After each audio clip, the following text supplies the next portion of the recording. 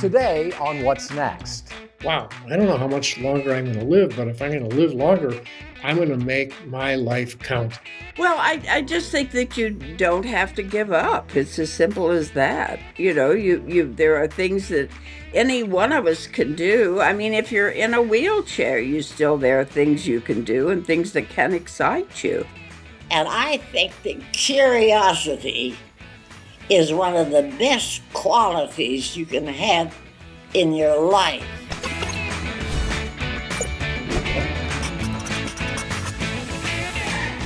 Hello and welcome to What's Next. I'm Mark Middleton. Growing Bolder is all about challenging the outdated and damaging narratives on aging. And today we're going to take it a step further. We're diving into what it really means to grow older, and not just in our 60s and 70s, but into our 80s and 90s. I mean, think about it. Chances are you do know someone in their 90s. After all, it's the fastest growing demographic in the U.S. I can't tell you how many men and women that we've interviewed who say their 90s have actually been the greatest decade of their life. Of course, it's not that way for everyone over 90, and let's be honest, most don't make it to 90. But the fact that an increasing number do, and many are thoroughly enjoying it, should be encouragement for everyone of any age. Now, just as we've redefined what it means to be 60 or 70, we also have the power to reshape what life looks like at 80 and beyond. And that doesn't happen by accident. It takes intention. And by now, you should know that the keys to happy and healthy and active longevity, they're simple. We need to move and fuel our bodies. We need to engage our minds. We need to nurture our spirits and stay socially connected.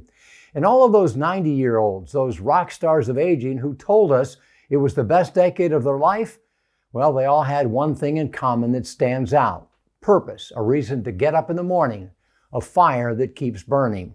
So, what exactly is purpose? Why is it so important, and how can we find our own? There may be no better person in the entire world to answer those questions than Richard Leider. Richard is the global guru on purpose. He helps company executives and ordinary people like you and me discover their purpose. He's the author of 12 books, including the best-selling landmark publication, The Power of Purpose. I recently interviewed Richard to learn more about the power of purpose, and he was quick to point out that your purpose doesn't have to be something grandiose. There are countless small and meaningful ways for all of us to find, to experience, and to share the benefits of purpose every day. Well, the big P is a noble purpose, like doing something for a cause or saving the planet in certain ways. But that's good. And that's a good thing. But the little P is when you wake up.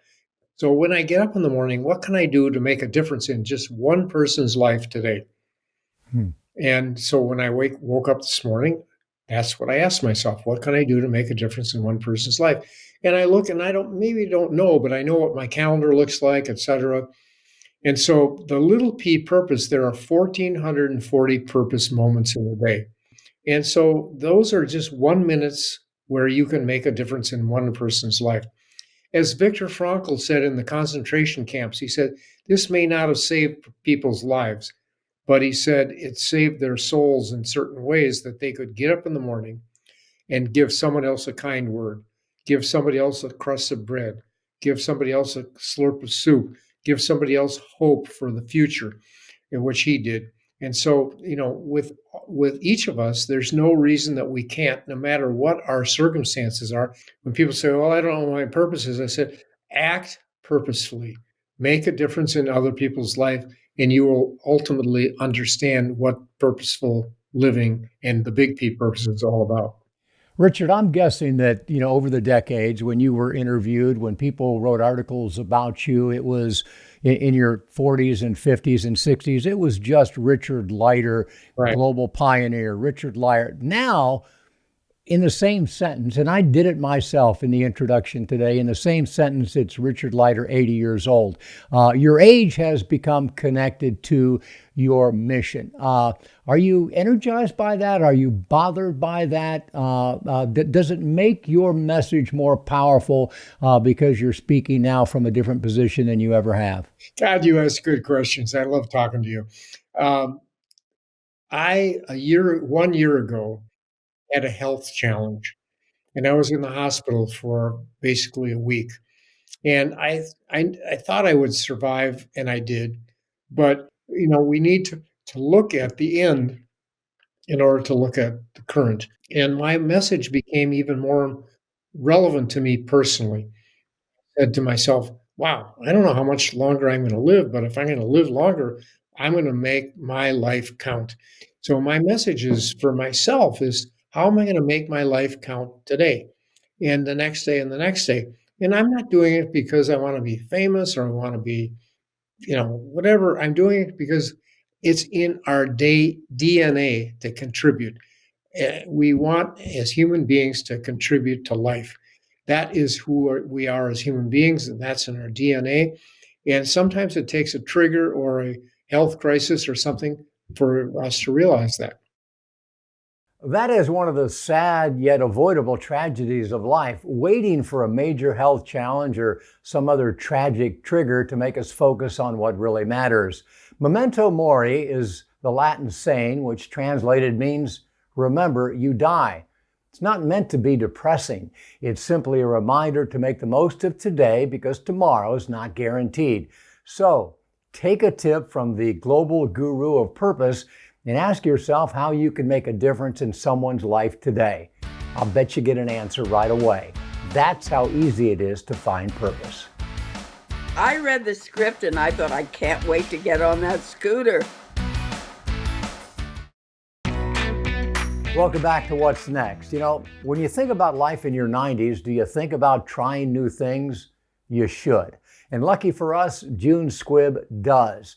Squibb is a true legend of both stage and screen with a career that spans over 6 decades, including an Oscar nomination for her work in Nebraska alongside Bruce Dern. But she'd never had a starring role in a film until now. At 95 years old, she's enjoying success as the title character in the action comedy Thelma, which is based upon a true story of a woman who is scammed out of $10,000. She's determined to get it back, and she does, despite her family's concerns. I asked June what she thought when she first read the script and envisioned herself playing the title role and literally carrying an entire film for the first time in her career. I was excited just reading the script. I knew immediately that I wanted to do it. And there was just no question in my mind that I was going to do this film. When I just started reading it, it was so wonderful. Well, this whole thing about aging, which of course I'm facing all the time, every day. And I just felt that Josh had done such a beautiful job telling the story of this woman. We love your performance by any measure, but I have to tell you, one of the things I really love about you is back to what you just said. You read the film, or you read the script at 94 years old, and you couldn't wait to do it. Why were you not afraid? Because most older people, beyond 70 or 80 or 90, are afraid to do almost anything. I guess I've just never been afraid of very much, I think. And I've been working. I was working probably or just before when I read that script. So, and I worked after it. So it's just what I do, I guess. I never think of it in terms of what is there to fear. And I never think of aging, as that big of a problem, to be honest. I mean, you don't move as well, and that I'm very aware of. But other than that, I've got it up here pretty much. And, I could talk to people, I can read still, I could watch television. And you're doing such a good thing because, you're proving to people that you can still live with passion and energy and enthusiasm and be fearless. And speaking of being fearless, you did your own stunts in this film. And I don't want people to dismiss this or laugh about it. The stunts that I'm referring to are driving the scooter, but there's 30-year-old actors who wouldn't drive a scooter in a movie. Was that ever an issue with the producers of this film? Should we let June do her stunts or not? Very much. No, I read the script and I thought, I can't wait to get on that scooter. To me, it was just the most fun in the world. And they were worried to death, and they told me, now don't worry about the film, because when you shoot, you'll take something up to a certain point, and then the stunt woman will take over. And I just kept thinking, well, this is ridiculous. I can do this. And I proved to them that I could drive the scooter. And so then they let me do that. And then they started letting me do things on it. And then the bedrolls and all of that. And I kept saying, I think I can do this. And it ended up with me really, truly doing almost all of it. You know, so many older adults, June, are unhappy or, have just given up, because we believe that life after 60 or 70 and certainly after 90, barely worth living. What do you say to that? How do you, because you obviously are filled with energy and enthusiasm. Well, I just think that you don't have to give up. It's as simple as that. There are things that any one of us can do. I mean, if you're in a wheelchair, there are things you can do and things that can excite you. But I think that's such an individual choice. I know you've touched on some of this, but what's the moral of the story? What's the big takeaway about life in general from someone who is 95 years old and obviously still enjoying every day? I think the one thing that I realize now is that I sometimes worried too much about what other people thought. And other actresses have mentioned this. I think it's a big thing when you're an actress, an actor, and trying to start out. And that's hard because you constantly have the pressure of you're wrong and somebody else is right, and you can't listen to it. I think that you just simply, I think you find out who you are as much as you can, and then you live that life and be proud of it. Even with all the negatives, God knows I made tremendous mistakes in my career, in my life. But you get over them, you pass over them, and you go on and live. June is now proud to be called the world's oldest stunt woman. And even at 95, she's not resting on her laurels. She's playing the lead in the upcoming Eleanor the Great, which is the directorial debut of Scarlett Johansson. When your mind is working, you can't get old. Now, my grandparents were lovely people, but when they reached 65, they were pretty well waiting for the batteries to wear out. They were at the end of their life. And my parents were kind of yesterday's version of old people. Retirement was a vacation. Boomers are coming along. There's a lot of us. We've changed industries every step of the way. We've changed culture, especially the boomer women. They're a power group. We're looking at 50, 55, 60, and we're not wanting to be old. We're wanting to keep learning. We're wanting to fall in love again. We're wanting to try new things. We're wanting to be entrepreneurs. And so I think you're seeing not only is this huge demographic push going on, more and more and more longer lived people, but there's a whole new attitude coming along, and I think you guys have got your finger on the pulse.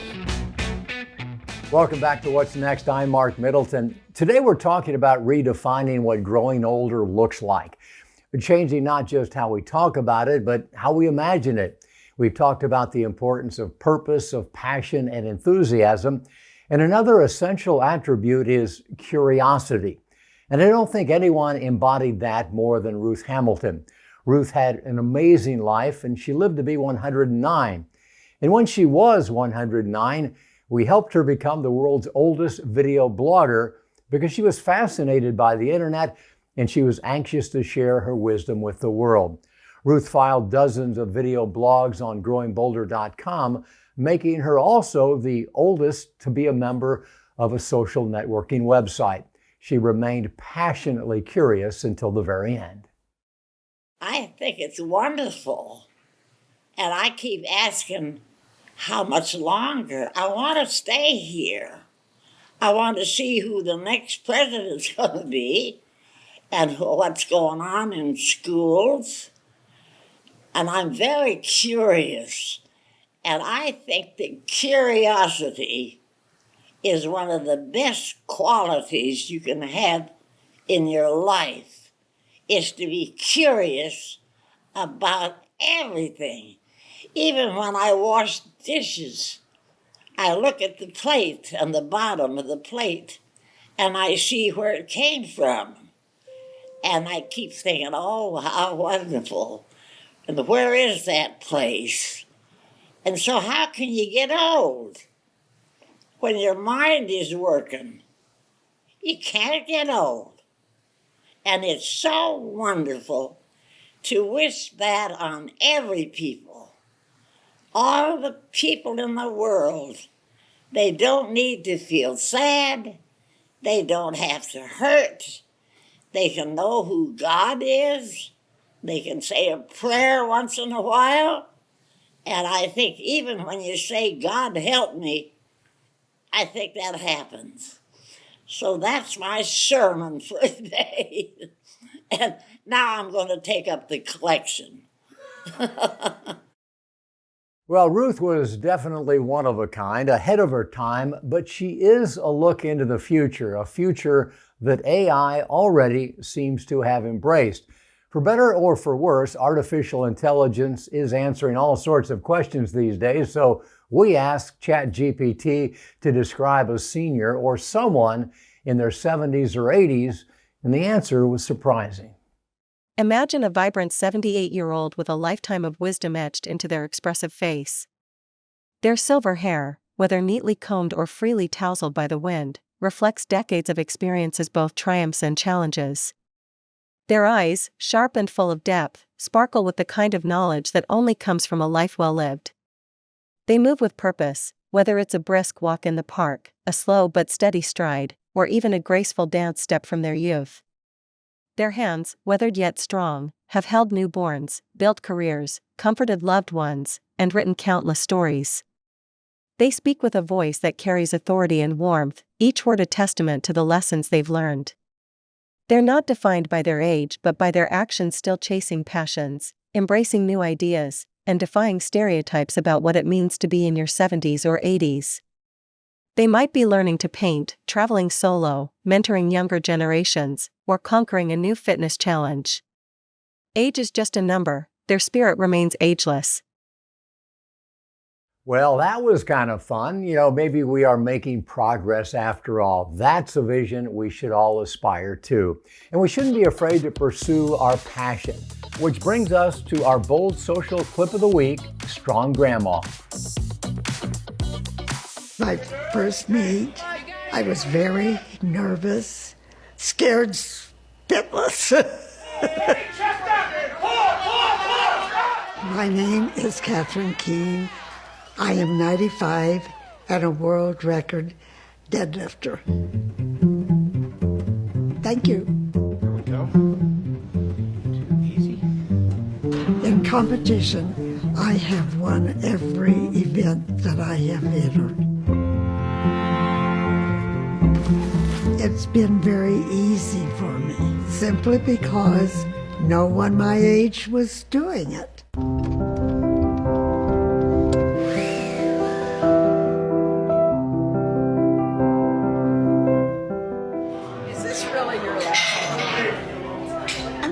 About it. I really am. Okay, last one. Deep breath. Chest up, chest up. Wish me luck.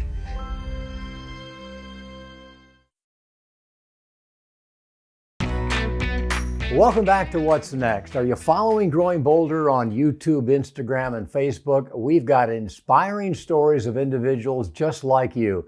Folks who are taking risks, trying new things, continuing to grow, to give, and to live with passion and purpose. So head on over to Facebook and answer our Your Take question. What's one thing outside your comfort zone that you're ready to try? Ross McPhail says, failing. That's the attitude, Ross. Don't be afraid to try difficult things. Yvonne Alexander is ready to write a book. Go get it, Yvonne. Meredith Seidel says she did it last June. She bought a house on her own. Congrats, Meredith. And Helen says, not giving a rip what anyone else thinks, just going with my outrageous impulses. Welcome to the age of liberation, Helen. Today we talked about passion, purpose, and curiosity. Things we can all develop one small act at a time. And this is why that's important. because the pursuit of happiness is universal. It's what we're all supposedly doing, and yet research shows that nearly a third of all Americans have been diagnosed with depression at some point. That's because we're looking for happiness in all the wrong places. Meaning is what brings us joy. Authentic relationships helping others brings us joy. Letting go of the need to feel happy is one of the keys to actually finding happiness. We'll see you next time.